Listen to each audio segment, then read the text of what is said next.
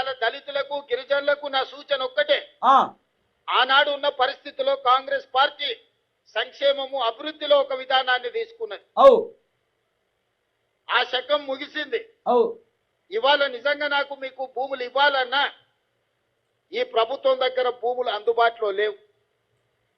ఇక మీరు భూముల గురించి ప్రభుత్వం ఇచ్చే ఏదో సంక్షేమం గురించి ఆలోచన చేయకండి. అయిపోయింది. భూములు లేవు, భూములు ఇయ్యడు, సంక్షేమం కూడా ఇయ్యడు. సంక్షేమం అంటే ఏంది? సంక్షేమం గురించి కూడా ఆలోచన చేయకండి అంటే ఏమనుకోవాలి? సంక్షేమం అంటే ఏంది? సంక్షేమ పథకాలు. సంక్షేమ పథకాలు అంటే ఏంది? మహిళలకు 2500 పెన్షను, కళ్యాణ లక్ష్మి, ఇవన్నీ సంక్షేమ పథకాల కిందకే వస్తాయి.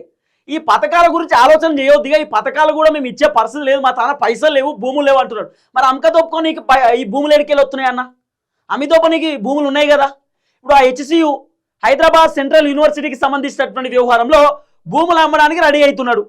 భూములు అమ్మడానికి రెడీ అవుతున్నప్పుడు మొత్తం JCBని పెట్టి అడవంతా కూల్చేస్తుంటే చాలామంది అడవినెట్లా కూల్చేస్తారు, దాంట్లో జింకలు ఉన్నాయి, అనేక జంతువులు ఉన్నాయి, ఆ పచ్చని అడవి కూల్చేయొద్దు, ఆక్సిజన్ అందిస్తుంది, ఇబ్బంది అవుతుందని చెప్పి ఆ రోజు అడ్డుకున్నారు.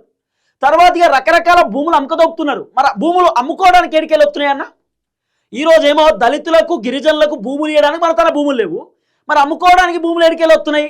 100 కోట్ల రూపాయలు కోకాపేట కాడ లేకపోతే పటాన్ చెరువు కాడ ఈ గవర్నమెంట్ భూములన్నీ అమ్ముతున్నారు కదా. మరి అన్నీ అమ్మి 100 కోట్ల రూపాయలు అప్పులు చేస్తారు కదా, 100 కోట్ల రూపాయలు తీసుకొస్తారు కదా. మరి ఈ భూములు అమ్ముకోనీకున్నాయా గవర్నమెంట్ భూములు? అయితే గవర్నమెంట్ భూములు జనాలకి నీకు మాత్రం లేదు, అమ్ముకోవడానికి మాత్రం మన దగ్గర భూములు దండిగా ఉన్నాయి. ఏ భూములు లేవంటున్నారు. Open up అయిపోయిండు. ఉద్యమకారుల కుటుంబాలకు ఇల్లులు ఇస్తాం, ఇల్లు లేని వారికి భూమి ఇస్తాం, భూమి ఉన్న వాళ్ళకి ఇల్లు కట్టుకోవడానికి పైసలు ఇస్తాం, ఉత్తదే ఇక ఇయ్యడన్నట్టు. గిరిజనులకు భూములు ఇస్తాం, భూమి పట్టాలు ఇస్తాం, ఇవన్నీ ఉత్తదే ఇక ఇయ్యడన్నట్టు. ఇక భూములు ఒకటే కాదు, భూములు లేవని ఓపెన్గా చెప్పిండు కదా. భూములతో పాటు సంక్షేమం గురించి ఆలోచించొద్దు అంటున్నాడు. సంక్షేమం అంటే ఏంది?